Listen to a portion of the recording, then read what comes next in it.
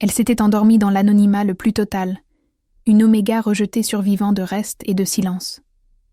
Mais quand Elara Vance, 20 ans, s'est réveillée, son monde a volé en éclats. Il y avait 3 louveteaux dans son lit.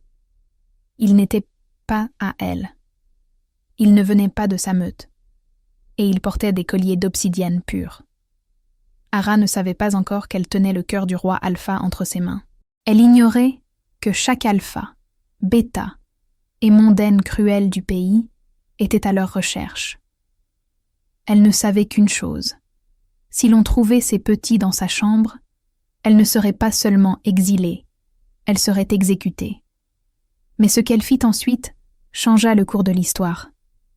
La chambre mansardée de la maison de la meute de la lune d'argent sentait toujours la poussière et le cèdre humide. Mais en ce matin du 14 novembre, elle dégageait une odeur distincte de chien mouillé et de lait coûteux. Elara Vance ouvrit les yeux, le corps raidi par le matelas fin qui lui avait été attribué depuis la mort de ses parents dans les attaques de renégats 10 ans plus tôt. Elle était une Oméga, la lie de la société, tolérée uniquement parce qu'elle était utile pour récurer les sols et raccommoder l'équipement d'entraînement déchiré des guerriers. Elle s'étira, s'attendant à ce que sa main heurte le papier peint froid et écaillé. Au lieu de cela, ses doigts effleurèrent quelque chose de chaud, de doux, quelque chose qui grogna. Ara se figea, son cœur martelant ses côtes comme un oiseau en cage. Lentement, elle écarta la couverture grise et limée. 3 paires d'yeux la fixaient. C'étaient des louveteaux, âgés de quelques semaines à peine. L'un était noir de jais, l'autre blanc comme neige, et le plus petit était un mélange de roux et d'or. Ils étaient emmêlés en une pile de fourrure, dormant sur son oreiller, comme s'ils leur appartenaient. « Oh, déesse !» chuchota Ara, le visage livide. Loi stricte de la meute. Article 4, section 2. Aucun Oméga ne doit héberger de loups non autorisés, renégats ou autres, dans l'enceinte de la maison de la meute. Sanction.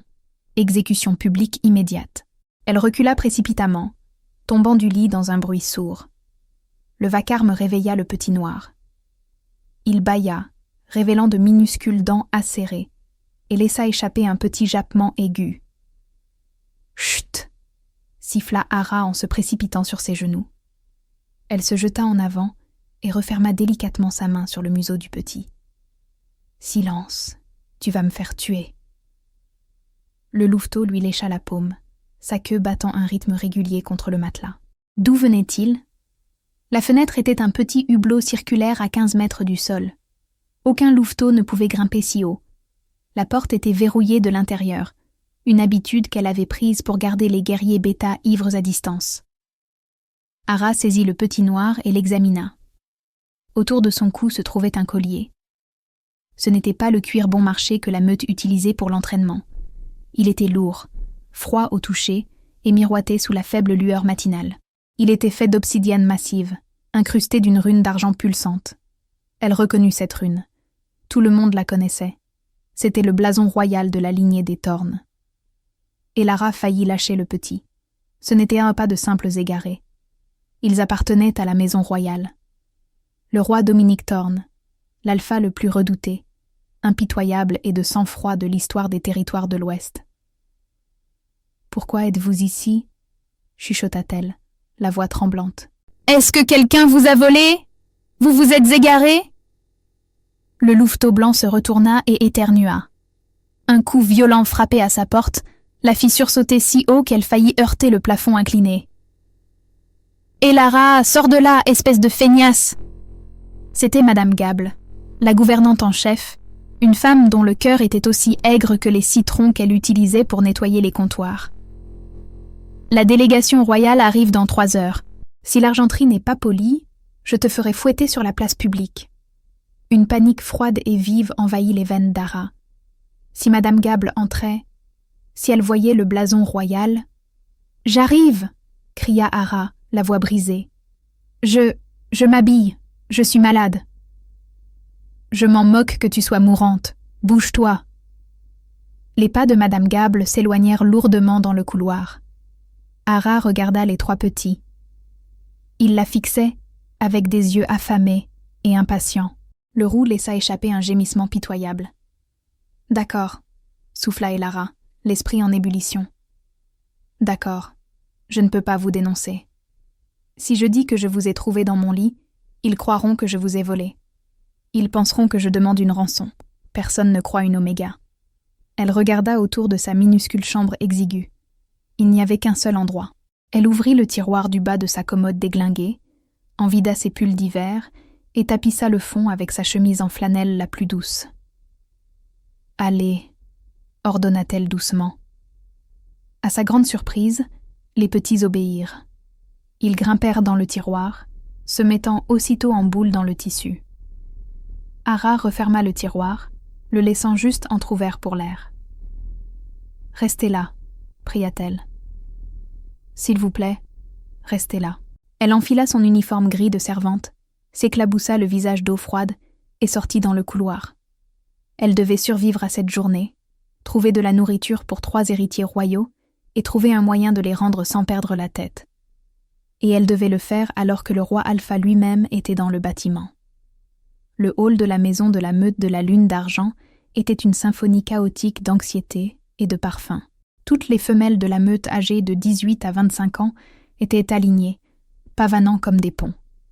Elles portèrent de la soie, du satin et des bijoux qui coûtaient de plus cher que ce qu'Elara gagnerait en une vie. Ce n'était pas une simple visite, c'était la sélection.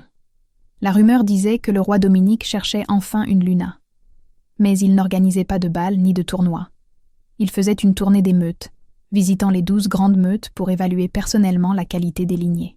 Ara se tenait à l'arrière, cachée derrière une grande fougère en peau, tenant un plateau de flûte de champagne en cristal. Son estomac grogna, lui rappelant qu'elle n'avait pas mangé depuis le déjeuner de la veille. Elle avait gardé un petit pain de son dîner enveloppé dans une serviette dans sa poche, comptant le manger plus tard.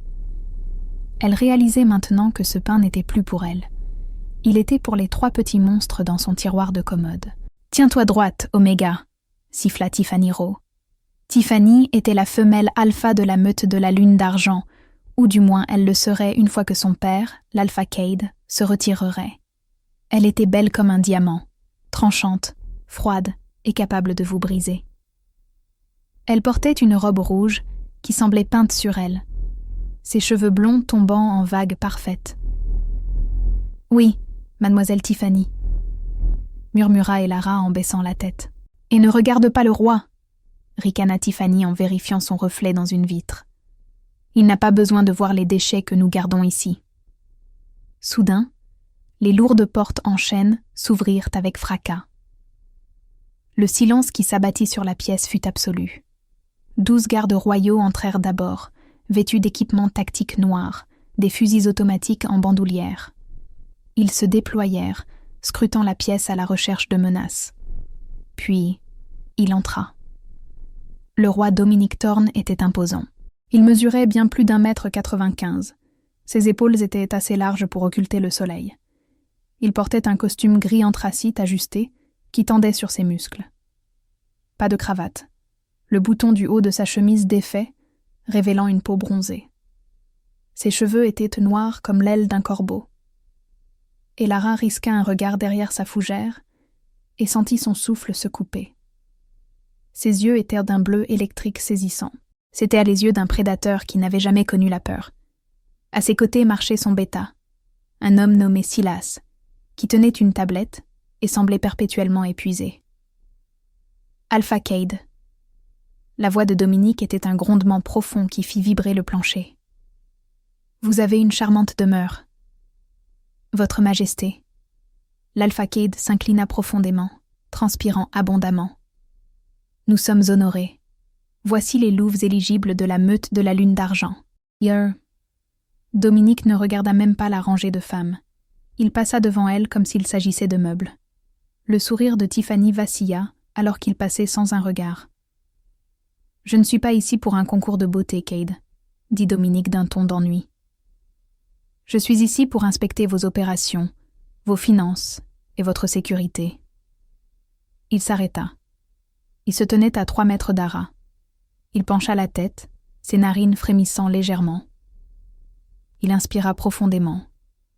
Ara se figea. L'odeur. Sentait-elle les petits? Elle s'était lavé les mains, mais l'odeur des louveteaux était puissante. Ça sentait le lait et l'innocence. Dominique se tourna lentement, ses yeux bleus électriques scannant le fond de la pièce. Son regard balaya la fougère. Pendant une seconde, juste une fraction de seconde, ses yeux rencontrèrent les yeux gris d'Ara. Elle ressentit une décharge électrique le long de sa colonne vertébrale, si intense que ses genoux faillirent à se dérober. Puis, il détourna le regard. « Montrez-moi les archives », ordonna Dominique, tournant le dos à l'assemblée. La tension retomba. L'Alpha Cade s'empressa de le guider. Tiffany laissa échapper un souffle d'indignation. « Vous y croyez ?» s'écria Tiffany dès que le roi fut hors de portée. « Il n'a même pas demandé mon nom. »« Il joue les difficiles », l'apaisa l'une de ses acolytes, une fille nommée Jessica. « C'est un roi alpha. Il veut un défi. » Ara n'attendit pas d'en entendre davantage. Elle profita de la distraction générale pour se glisser dans la cuisine, saisir 3 tranches de jambon et un petit pot de lait, et les cacher sous son tablier. Elle devait retourner au grenier. Alors qu'elle montait précipitamment l'escalier de service, elle entendit des voix résonner depuis le palier du 2e étage. C'était le roi et l'Alpha Cade. Ils s'étaient arrêtés juste en dessous de l'escalier où se trouvait Ara. « La faille de sécurité est préoccupante, Dominique », disait Silas à voix basse. « Je sais », répondit Dominique. Sa voix était différente maintenant, moins blasée, plus dangereuse. Ils ont été enlevés de la pouponnière royale hier soir. Les caméras ont été piratées. Celui qui a fait ça a eu une aide interne. Ara se plaqua contre le mur, serrant le jambon contre sa poitrine. Enlevé. S'ils subissent le moindre mal, grogna Dominique, un son mi-humain, mi-loup. Je raserai tout ce territoire. Ces petits sont les derniers de la lignée de ma sœur. Ils sont tout pour moi. Le sang d'Ara ne fit qu'un tour. Ce n'étaient pas seulement les petits du roi. C'étaient les enfants de sa sœur décédée, ses neveux et sa nièce. Et le roi ne faisait passer de test à personne. Il était en chasse. « Nous avons des traqueurs qui ratissent la forêt », dit nerveusement l'Alpha Cade. « Ils ne sont pas dans la forêt », dit Dominique. « Je peux les sentir. Le lien est faible, mais il est là. Ils sont proches, très proches. » Ara s'arrêta de respirer. S'il les trouvait dans sa chambre après qu'ils aient été volés, aucune explication ne pourrait lui sauver la vie. Il croirait qu'elle était la voleuse. Il la mettrait en pièces sur le champ. Elle attendit que leurs pas s'estompent dans le couloir, puis elle s'élança dans les escaliers, les gravissant 2 par 2. Elle fit irruption dans sa chambre et verrouilla la porte. Elle courut vers la commode et l'ouvrit brusquement. 3 têtes ensommeillées apparurent. Le noir, le plus hardi, bâilla et donna un coup de patte sur sa main. « Vous êtes dans de beaux draps », chuchota Elara, les larmes aux yeux. « Et moi aussi. » Elle versa le lait dans une soucoupe ébréchée et déchira le jambon en minuscules morceaux. Les petits dévorèrent le tout instantanément dans un concert de petits bruits de dégustation. En les regardant manger, la réalité de la situation s'imposa à elle. Elle ne pouvait pas les dénoncer. Elle ne pouvait pas les garder. Et elle ne pouvait pas les laisser partir. Soudain, le petit blanc s'arrêta de manger. Il regarda Ara, pencha la tête, puis sortit du tiroir. Il se dirigea vers les genoux d'Ara et s'y blottit. Il laissa échapper un soupir de contentement. Le cœur d'Ara fondit. « Je vous protégerai », chuchota-t-elle en caressant sa fourrure douce. « Je ne sais pas comment, mais je ne le laisserai pas vous faire de mal. » Elle ignorait que 3 étages plus bas, dans le fourgon de sécurité high-tech, garé à l'extérieur, un voyant rouge venait de se mettre à clignoter sur une console. « Monsieur », dit un technicien dans son casque, « la balise de suivi sur les colliers d'obsidienne vient de se réactiver. C'est faible, mais le signal vient de l'intérieur de la maison de la meute, au dernier étage. » Le système d'interphone de la maison se mit à hurler. Un larcène aigu qui força tout le monde à se boucher les oreilles. Alerte de sécurité niveau rouge. Personne n'entre ou ne sort du bâtiment. Tout le personnel doit rester sur place. Je répète, ne bougez pas. Le cœur d'Ara s'arrêta. Elle regarda les 3 petits. Ils jouaient sur son lit, ignorant totalement qu'une armée arrivait pour eux. Le signal de suivi. Ça ne pouvait être que ça. Elle n'avait pas le temps de réfléchir. Elle saisit les petits, ignorant leur couinement de surprise, et les repoussa dans le tiroir. Mais ce n'était pas suffisant. Si les gardes avaient des scanners, ou s'ils utilisaient des chiens de chasse, un tiroir en bois ne les cacherait pas. Elle regarda frénétiquement autour de la pièce. Ses yeux tombèrent sur la grille de ventilation près du sol. Elle était vieille, rouillée et couverte de couches de peinture, mais elle menait au conduit de chauffage central du vieux manoir. Elle saisit un couteau à beurre sur sa table de nuit, volé quelques jours plus tôt pour couper des fils, et le coinça dans la tête de la vis. Elle tourna jusqu'à ce que ses articulations deviennent blanches. Une vis, 2 vis, des pas tonnèrent dans le couloir. Des bottes lourdes, des ordres criés. Évacuer l'aile ouest. Vérifier chaque placard. La 3e vis résista. Non, non, non, gémit-elle. Elle appuya plus fort sur le couteau, mettant tout son poids. Ça tourna. Elle arracha la grille juste au moment où un poing martelait sa porte. « Ouvrez! Garde royale !» Ara poussa le paquet de flanelle et de chiots dans le conduit sombre et poussiéreux. « Reculez !» chuchota-t-elle frénétiquement dans l'obscurité. « Allez au fond, et ne faites pas de bruit. » Elle remit la grille en place, vissant les 2 vis du haut juste assez pour qu'elles tiennent, puis poussa la commode devant pour cacher la peinture écaillée. Elle se leva, lissa son tablier et ouvrit la porte. Le canon d'un fusil se retrouva pointé sur son visage. Derrière l'arme se tenait un garde avec une cicatrice au sourcil. Mais derrière lui se tenait le roi. Dominique Thorne remplissait le couloir.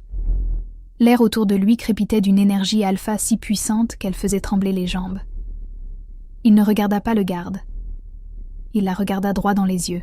« Pièce dégagée, monsieur ?» demanda le garde en bousculant Ara pour retourner son matelas. Dominique entra dans la chambre. Elle était si petite que sa présence semblait en aspirer tout l'oxygène. Il regarda le papier peint décollé, l'unique fenêtre tachée, le lit de camp pathétique. Sa mâchoire se crispa. « Quel est ton nom ?» demanda Dominique. Sa voix était calme, mortelle. « Et Lara, votre majesté ?» chuchota-t-elle, gardant les yeux fixés sur ses chaussures cirées. « Et Lara. » Il goûta le nom. Il fit un pas de plus. Il se pencha, son visage à quelques centimètres de son cou. Il inspira profondément. Ara retint son souffle. Elle avait manipulé le jambon. Elle avait manipulé le lait. Elle avait serré les petits contre elle. « Tu sens ?» Dominique fit une pause. Il fronça les sourcils. La lavande et la peur. Il ne sentait pas les petits. L'odeur lourde du vieux cèdre du grenier combinée au courant d'air du conduit avait dû la masquer. Ou peut-être, juste peut-être, la déesse lui accordait-elle un répit. « Pourquoi as-tu si peur, Elara ?» demanda Dominique, ses yeux bleus plongeant dans les siens. « As-tu quelque chose à cacher ?»« Je suis une Oméga, votre majesté, » dit-elle, la voix tremblante mais claire. « On nous apprend à craindre le pouvoir, et vous êtes l'homme le plus puissant au monde. » Dominique l'étudia. La plupart des Omégas se recroquevillaient, la plupart suppliaient. Elara se tenait droite malgré le tremblement de ses mains. Il vit le feu dans ses yeux gris.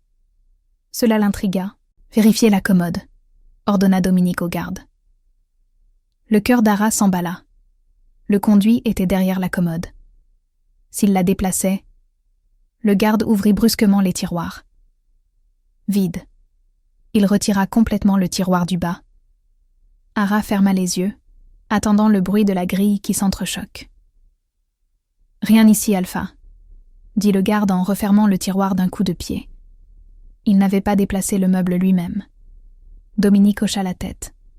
Il jeta un dernier regard à Elara. Pendant un instant, son regard descendit sur ses mains. Elles étaient rouges et gercées à force de récurer les sols. Une étrange émotion traversa son visage. Colère ? Pitié ? Passons à la pièce suivante, dit Dominique. Alors qu'il se tournait pour partir, un léger son aigu résonna dans les murs. Yip. Le garde se figea. Vous avez entendu ça? Le sang d'Ara se glaça. Ce sont les tuyaux, s'exclama-t-elle. Le système de chauffage fait du bruit quand la chaudière se met en route. C'est une très vieille maison, Votre Majesté. Dominique s'arrêta sur le seuil. Il regarda la grille de ventilation, à peine visible derrière le pied de la commode. Puis, il la regarda, elle. Elle soutint son regard, suppliant silencieusement de toutes ses forces. « De vieux tuyaux », répéta lentement Dominique. « Réparez-les, Cade. Je n'aime pas le bruit. » Il sortit. Ara ferma la porte et s'effondra contre elle, glissant jusqu'au sol. Elle enfouit son visage dans ses mains. C'était trop juste. Elle ne pouvait pas les garder ici. Elle devait les déplacer. Il était 2 heures du matin. La maison de la meute était silencieuse, à l'exception des ronflements des guerriers au 2e étage. Ara avait un plan. Il y avait une remise de jardinier abandonnée à la lisière du domaine. Il y faisait froid, mais c'était loin des capteurs et des regards indiscrets des gardes.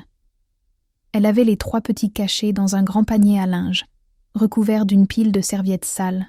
« Restez silencieux », chuchota-t-elle au paquet, en descendant l'escalier de service. Le petit noir qu'elle commençait à appeler Shadow mâchonnait la serviette mais restait muet. Le blanc, Snow, dormait. Le roux, Rusty, était éveillé et l'observait de ses yeux dorés intelligents. Elle atteignit la porte de la cuisine. Juste au moment où elle saisissait la poignée, une voix profonde s'éleva de l'ombre du garde-manger. « Tu voles de l'argenterie, Elara ?» Ara sursauta et se retourna brusquement, lâchant le panier qui heurta le sol avec un bruit sourd. Le roi Dominique était assis à la petite table en bois dans le coin de la cuisine, un verre de liquide ambré à la main. Il était en bras de chemise, sans cravate, l'air fatigué et dangereusement séduisant.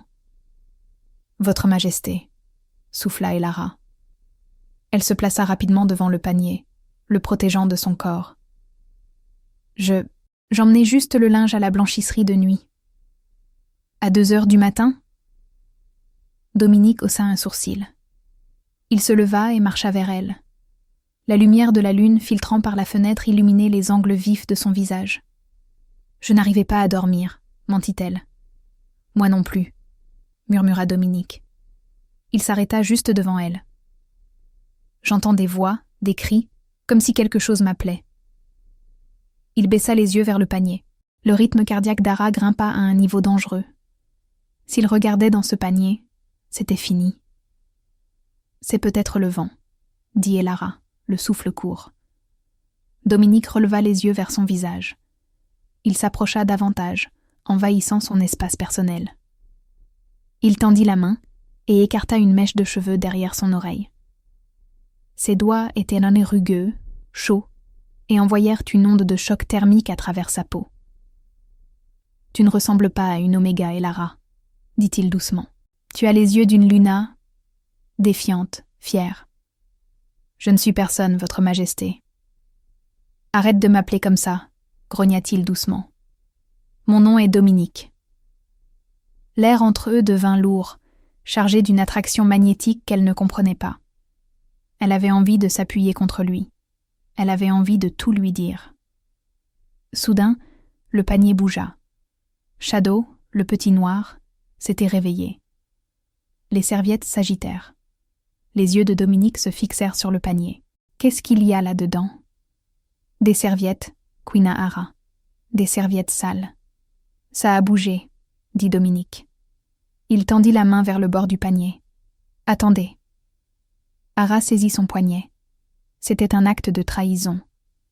Une Oméga touchant un roi alpha sans permission était punible de la perte d'une main. Dominique se figea. Il regarda la main sur son poignet, puis les yeux d'Ara. Il ne se dégagea pas. Il ne la frappa pas. Il semblait fasciné. « S'il vous plaît, » chuchota Elara, les larmes aux yeux. « S'il vous plaît, ne regardez pas. Faites-moi confiance. » Dominique sonda son visage. Pendant une longue minute angoissante, Le roi de tous les loups resta là, sa main suspendue au-dessus du panier, retenue seulement par l'étreinte tremblante d'une servante. « Pourquoi devrais-je te faire confiance ?» demanda-t-il d'une voix rauque. « Parce que je ne blesserai jamais ce qui compte pour vous, » dit-elle. Les mots sortirent avant qu'elle ne puisse les retenir. Les pupilles de Dominique se dilatèrent. Avant qu'il ne puisse répondre, la porte de la cuisine s'ouvrit à la volée. « Tiens, tiens !» Une voix stridente coupa l'attention. « Qu'avons-nous là ?» C'était Tiffany. Elle portait un peignoir de soie vaporeux et affichait un sourire narquois à faire tourner le lait. Ara retira sa main comme si elle s'était brûlée. Dominique se redressa instantanément, son visage se figeant en un masque froid et impassible. « Mademoiselle Rowe, » dit froidement Dominique. « J'interromps un rendez-vous de minuit ?» Tiffany rit en entrant dans la pièce. Elle lorgna le panier. « J'ai toujours su que tu étais une fille facile, Elara. Mais essayer de séduire le roi, c'est désespéré, même pour toi. » « Je ne faisais que travailler, » dit Ara en saisissant la poignée du panier. « Je m'en vais. »« Laisse le linge, » ordonna Tiffany. « J'ai une tache à enlever sur mon chemisier de soie. Vérifie s'il est là-dedans. »« Non !» cria Ara. Dominique et Tiffany la regardèrent tous deux avec choc. Une Oméga ne criait jamais. « Je veux dire, je dois les laver tout de suite, » bafouilla Ara. « Si la tache s'incruste, elle ne partira pas. » Elle n'attendit pas la permission. Elle empoigna le panier et s'élança par la porte arrière dans l'air froid de la nuit, laissant le roi et la femelle alpha la regarder partir. Elle courut jusqu'à ce que ses poumons la brûlent, ne s'arrêtant pas à la remise. Elle s'enfonça profondément dans les bois, jusqu'à un vieux chêne creux où elle jouait enfant. Elle s'effondra à l'intérieur du tronc, sortant les petits. Ils grelottaient. « Je sais », les apaisa-t-elle, les boutonnant dans son propre gilet. « Je sais qu'il fait froid, mais nous sommes en sécurité pour l'instant. » De retour dans la cuisine, Dominique fixait la porte par laquelle Elara avait disparu. « Elle cache quelque chose », dit Tiffany en se versant un verre d'eau. « Elle a probablement volé de l'argenterie. Je devrais la faire fouiller. »« Non, » dit Dominique.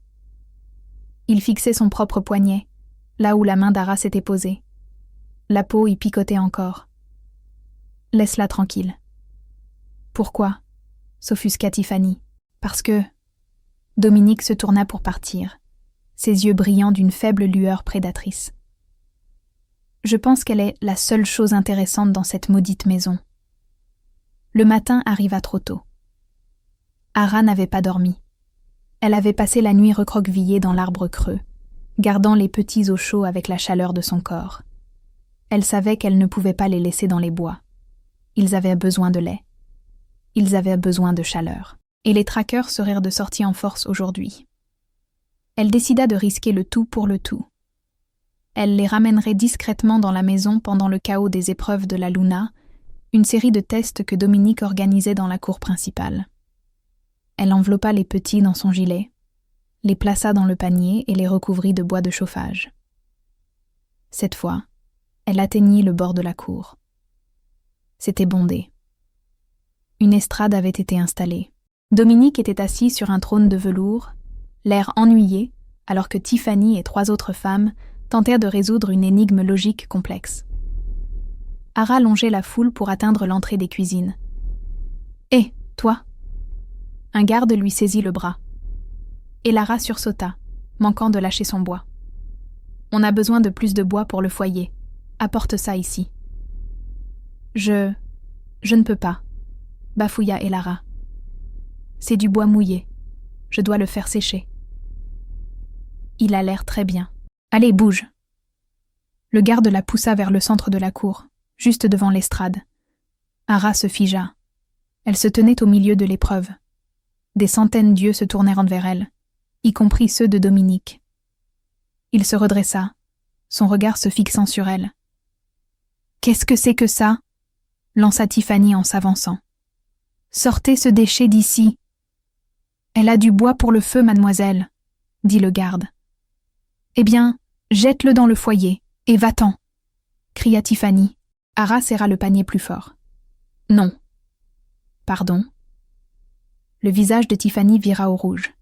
« Tu viens de me dire non ?»« J'ai dit non, » dit Ara, sa voix résonnant dans la cour silencieuse. « Je ne viderai pas ce panier. » Dominique se leva. Il descendit les marches de l'estrade, la foule s'écartant comme la mer Rouge. Il s'arrêta à 2 mètres d'Ara. « Qu'y a-t-il dans ce panier, Elara ?» demanda-t-il calmement. Ara le regarda. Elle vit l'intensité dans ses yeux. Elle savait que la partie était finie, mais elle savait aussi que Tiffany cherchait la moindre excuse pour lui nuire. Avant qu'elle ne puisse répondre, Tiffany se jeta sur elle. « Donne-moi ça !» hurla Tiffany en saisissant le panier. « Non, ne faites pas ça !» cria Ara. Elle lutta, mais la femelle alpha était plus forte. Tiffany arracha le panier et le retourna, le secouant violemment. « Voyons quelles ordures tu caches. » Le bois tomba avec fracas. Et puis, 3 petits corps poilus roulèrent sur le pavé. La foule laissa échapper un hoquet de surprise collectif. Les petits roulèrent, désorientés et effrayés. Shadow, le petit noir, secoua la tête et laissa échapper un minuscule grognement féroce. Un silence absolu et terrifiant s'installa. Tiffany les fixait. Ses yeux s'écarquillèrent en voyant les colliers d'obsidienne. Les héritiers volés, chuchota Tiffany. Puis un sourire cruel et calculateur s'étira sur ses lèvres. Elle regarda le roi, puis la foule. « Je les ai trouvés !» cria Tiffany en levant les mains. « J'ai attrapé la voleuse. Cette Oméga a volé les petits royaux. Je l'ai arrêtée juste au moment où elle essayait de les faire sortir pour les vendre à des renégats. » La foule murmura avec colère. « Traîtresse, tuez-la !» Dominique ne bougeait pas. Il fixait les petits. Son visage était illisible. « Garde !» hurla Tiffany. « Saisissez-la et apportez-moi les petits !» 2 gardes se jetèrent sur Ara, lui saisissant les bras et la forçant à s'agenouiller. Tiffany se pencha pour attraper Snow, le petit blanc. « Viens ici, petite !»« Non !» hurla Ara, se débattant contre les gardes. « Ne le touchez pas, sa patte est douloureuse. » Tiffany l'ignora. Elle saisit le petit par la peau du cou, le soulevant brutalement. Le louveteau jappa de douleur. Ce son fit craquer quelque chose chez Dominique, mais avant que le roi ne puisse bouger, un grondement sourd et guttural vibra depuis la zone du panier. Ce n'étaient pas les petits. C'était Ara. Ses yeux ne brillaient plus de gris, mais d'un argent brillant et tourbillonnant. « Pose-le. » La voix n'était pas humaine. C'était du pur loup. Tiffany rit. « Ou quoi ? Tu vas me récurer jusqu'à la mort ?» Elle serra le petit plus fort. Soudain, Shadow, le petit noir, bondit. Il ne courut pas vers Dominique. Il ne chercha pas la sécurité. Il se jeta sur la cheville de Tiffany et planta ses dents de lait acérées dans son tendon d'Achille. Tiffany hurla et lâcha le petit blanc. Ara se libéra. Il aurait dû être impossible pour une Oméga de briser la prise de 2 guerriers entraînés, mais elle les envoya valser comme des poupées de chiffon. Elle plongea en avant, rattrapant le petit blanc quelques centimètres avant qu'il ne heurte le sol. Elle roula sur elle-même, protégeant le petit de son corps. Elle se redressa, serrant Snow contre sa poitrine.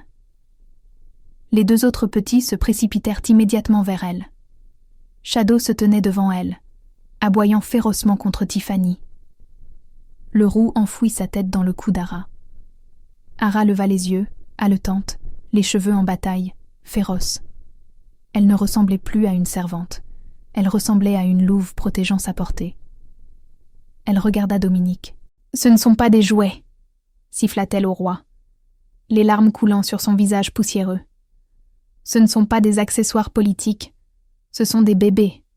Et ils ont faim. » La cour était plongée dans un silence de mort. Dominique s'avança. Il s'arrêta juste devant Tiffany, qui tenait sa cheville en sang. Il ne la regarda même pas. Il l'enjamba comme s'il s'agissait d'un vulgaire caillou. Il s'agenouilla devant Ara. Il tendit une main. Le petit noir, Shadow, le futur alpha de la lignée Thorne, s'arrêta d'aboyer. Il renifla la main de Dominique, puis la lécha. Mais il recula aussitôt pour se presser contre la jambe d'Ara. Dominique regarda les petits blottis autour de cette fille Oméga, comme si elle était leur monde entier. « Ils t'ont choisi », chuchota Dominique, la voix pleine d'émerveillement. « Je ne les ai pas volés », sanglota Ara, l'adrénaline retombant. « Je les ai trouvés. J'avais peur. Je voulais juste qu'ils soient en sécurité. »« Je sais, » dit doucement Dominique. « Votre Majesté !» hurla Tiffany depuis le sol. « C'est une sorcière. Elle les a ensorcelés. Elle m'a attaqué. » Dominique se leva lentement. Il se tourna vers Tiffany. La température dans la cour sembla chuter de 10 degrés. « Elle ne vous a pas attaqué, » dit Dominique, sa voix tonnant si fort qu'elle fit vibrer les fenêtres. « Elle a protégé ma lignée quand j'étais trop aveugle pour la voir. » Il regarda les gardes qui tenaient leurs fusils d'un air incertain.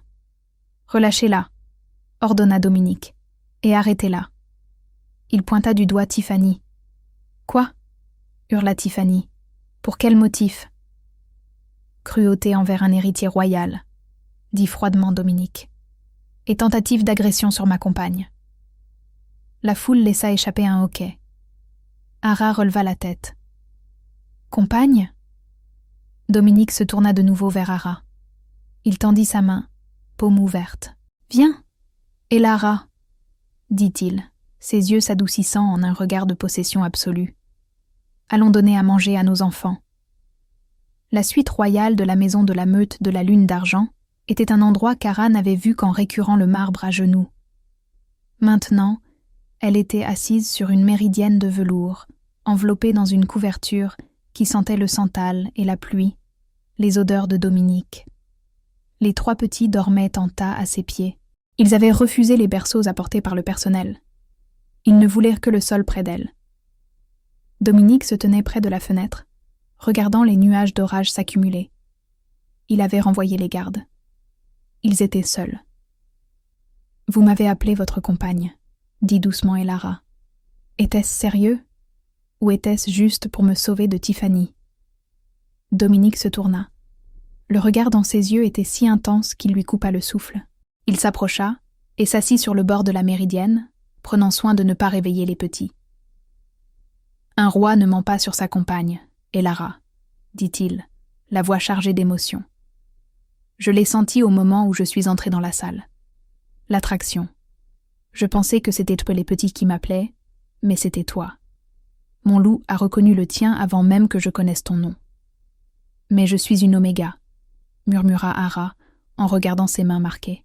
« Je n'ai pas de loup. Je ne peux pas me transformer. Je suis brisée. » Dominique prit sa main et caressa ses cicatrices du pouce. « Tu n'es pas brisée. Tu es réprimée. J'ai vu tes yeux dans la cour. Ils sont devenus argentés. Seules les hautes lignées ont les yeux argentés. » Avant qu'Elara ne puisse répondre, les lourdes doubles portes s'ouvrirent avec fracas. L'Alpha Cade entra, suivi de 3 vieillards en robe grise. Le Haut Conseil des Sages. « Cette farce s'arrête maintenant, Votre Majesté !» cracha Cade, le visage pourpre de rage. « Vous ne pouvez pas vous lier à cette servante. C'est contre les lois ancestrales. La lignée royale ne peut être polluée par des déchets d'Oméga. » Dominique se leva, s'interposant entre Ara et les hommes. Un grondement sourd roula dans sa poitrine. « Attention, Cade, vous parlez de ma reine. »« Elle n'est pas une reine, » hurla Cade. « C'est la fille de traître. Ses parents étaient des renégats que j'ai exécutés il y a 10 ans pour avoir tenté de voler les provisions de la meute. » Ara tressaillit. C'était l'histoire qu'on lui racontait depuis toujours. L'un des sages, un homme aux yeux laiteux nommé Thomas, s'avança avec une boîte en bois. « Il y a un litige, » croassa-t-il. « Le roi prétend qu'elle est une Luna. L'Alpha prétend qu'elle est une simple Oméga. La pierre de lune décidera. » Dominique se tendit. « La pierre de lune est douloureuse. Elle force le loup à remonter à la surface. Je ne la soumettrai pas à cela. »« Je vais le faire, » dit Elara. Dominique se tourna vers elle. Ara, non. J'ai besoin de savoir, dit-elle en se levant. Ses jambes tremblaient, mais son menton était haut. J'ai besoin de savoir qui je suis. Elle s'approcha des sages. Cade semblait nerveux, ses yeux fuyant vers la porte. Thomas ouvrit la boîte. À l'intérieur reposait une pierre blanche, dentelée et rougeoyante. Elle bourdonnait d'énergie. « Pose ta main sur la pierre, enfant, » dit le sage. « Si tu es une oméga, elle ne fera rien. Si tu as du sang d'alpha, elle chantera. » Ara prit une profonde inspiration. Ses doigts effleurèrent la surface froide. Pendant une seconde, rien ne se passa. Cade laissa échapper un soupir de soulagement. « Vous voyez ? Perte de temps. Elle n'est qu'une... » Un choc de lumière blanche pure explosa de la pierre, projetant les sages en arrière. Les fenêtres de la suite volèrent en éclats. Elara hurla, mais ce n'était pas un cri de douleur. C'était un cri de libération. Ses os craquèrent et se réorganisèrent. La répression, les années de traumatisme, les drogues que Cade mettait secrètement dans sa nourriture, les mensonges, tout vola en éclats. De la fourrure jaillit de sa peau. Pas la fourrure grise d'une oméga, ni la brune d'un guerrier. C'était blanc. Un blanc pur, aveuglant, comme la neige. Une louve massive se tenait au centre de la pièce. Elle était plus grande que Cade. Elle était presque aussi imposante que Dominique. La louve blanche renversa la tête et hurla. C'était un son de chagrin et de vengeance. Thomas recula sur le sol, ses yeux aveugles écarquillés. La louve blanche, la marcheuse d'esprit, elle n'est pas une oméga. Il pointa un doigt tremblant vers l'Alpha Cade. C'est la fille de l'Alpha Orion, le véritable alpha de la meute de la lune d'argent. Le visage de Cade devint livide. Vous avez menti. La voix de Dominique était d'un calme mortel. Vous n'avez pas exécuté des renégats. Vous avez assassiné l'alpha et la luna légitime pour voler leur meute. Et vous avez asservi leur fille pour l'empêcher de réclamer son héritage. Toutes les pièces du puzzle s'assemblèrent. La façon dont Cade la surveillait toujours, la haine de Tiffany. Ils n'étaient pas dégoûtés par elle. Ils étaient terrifiés. Ils savaient que si elle s'éveillait, leur règne s'achèverait. La louve blanche grogna, ses yeux d'argent fixés sur Cade. Cade paniqua. Il sortit un couteau en argent dissimulé dans sa botte. « J'aurais dû te tuer quand tu étais bébé. » Il se jeta sur Ara. Dominique voulut s'interposer, son aura d'alpha s'enflammant pour protéger sa compagne. Mais il s'arrêta net. Un grognement vibrant émana d'Ara, un son qui résonna jusque dans la moelle des os de chacun. Elle n'avait pas besoin du roi pour la sauver, pas cette fois. Ara s'avança. La transformation qu'elle venait de subir ne ressemblait à rien de ce que le Conseil avait vu depuis des siècles. Elle n'était pas seulement un loup, c'était une créature de légende. Sa fourrure était de la couleur de la lumière des étoiles. Elle mesurait près de 2 mètres au garrot, dominant Cade avant même qu'il ne puisse se transformer. Cade, réalisant que son couteau était inutile, força sa propre transformation. Il devint une bête brune massive, couverte de cicatrices. C'était un vétéran de nombreuses guerres, un tueur de métier. Il rugit pour instiller la terreur et bondit à la gorge d'Ara. Cela aurait dû être un massacre. Cade était un alpha expérimenté. Ara était une fille qui ne s'était jamais transformée de sa vie. Mais Cade avait oublié une chose. Elara avait passé 10 ans à être invisible. Elle avait récuré les tapis d'entraînement pendant que les guerriers s'exerçaient. Elle avait poli les armures pendant qu'ils discutèrent stratégie. Elle avait observé chaque mouvement, chaque faiblesse, absorbant tout pendant qu'ils l'ignoraient. Elara esquiva le bond de Cade avec la fluidité de l'eau contournant un rocher. C'était sans effort. Alors que Cade passait devant elle, emportée par son élan, Ara pivota. Elle ne mordit pas. Elle projeta son épaule massive contre son flanc. L'impact fit le bruit d'un accident de voiture. Cade jappa et s'écrasa contre la lourde table en chêne, la réduisant en petits bois. Il tenta de se relever, mais il était lent, lourd. Il se battait avec colère, tandis qu'Ara se battait avec la clarté précise de la justice. Elle fut sur lui en un éclair. Elle ne chercha pas à tuer, mais à dominer. Elle referma ses mâchoires massives sur la nuque de Cade et lui plaqua la tête au sol. Elle ne perça pas la peau. Elle se contenta de maintenir la pression pour lui montrer que sa vie lui appartenait désormais. Cade s'agita, gémit, mais la prise d'Ara était de fer. Elle laissa échapper un rugissement, un véritable rugissement d'alpha, qui fit voler en éclats le reste des vitres. « Soumets-toi !» L'ordre n'était pas parlé, c'était une décharge psychique qui terrassa la pièce. Cade s'immobilisa, exposant sa gorge en signe de reddition totale. Ara le relâcha et recula. Elle ferma ses yeux d'argent, et l'air autour d'elle se mit à scintiller. Le craquement des os retentit de nouveau, alors qu'elle reprenait forme humaine. Dominique fut là instantanément, drapant sa lourde cape noire sur ses épaules. Et Lara resta là, respirant fort, ses yeux brillant encore de la puissance résiduelle de la marcheuse d'esprit. « Vous avez tué mes parents », dit Elara. Sa voix n'était plus le murmure d'une servante. C'était la voix d'une reine. « J'ai fait ce qui était nécessaire », hoqueta Cade, recroquevillé au sol. Orion était faible. Il voulait la paix avec les renégats. « Mon père voulait l'unité », le corrigea Ara. « Vous vouliez le pouvoir. Vous l'avez assassiné dans son sommeil, et vous avez tué ma mère alors qu'elle défendait mon berceau. » Elle le regarda avec une pitié profonde. « Vous avez passé 10 ans terrifié par une petite fille. »« J'aurais dû te tuer !» cracha Cade. « Vous avez essayé !» dit Ara. « Vous avez essayé de tuer mon esprit. Vous avez essayé de me faire croire que je n'étais rien. Mais vous avez échoué. Car le vrai pouvoir ne se prend pas, Cade. Il se mérite. » Le couloir était maintenant bondé. Guerriers, serviteurs et officiels regardaient la scène, médusés.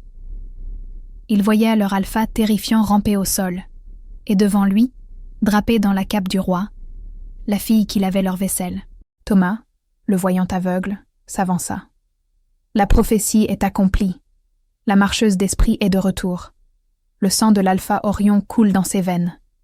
Il posa un genou à terre. Gloire à l'alpha Elara. Un frisson parcourut la foule. Un par un, comme des dominos, les membres de la meute de la lune d'argent s'agenouillèrent. Le personnel de cuisine, les femmes de chambre, les gardes, les nobles. Non!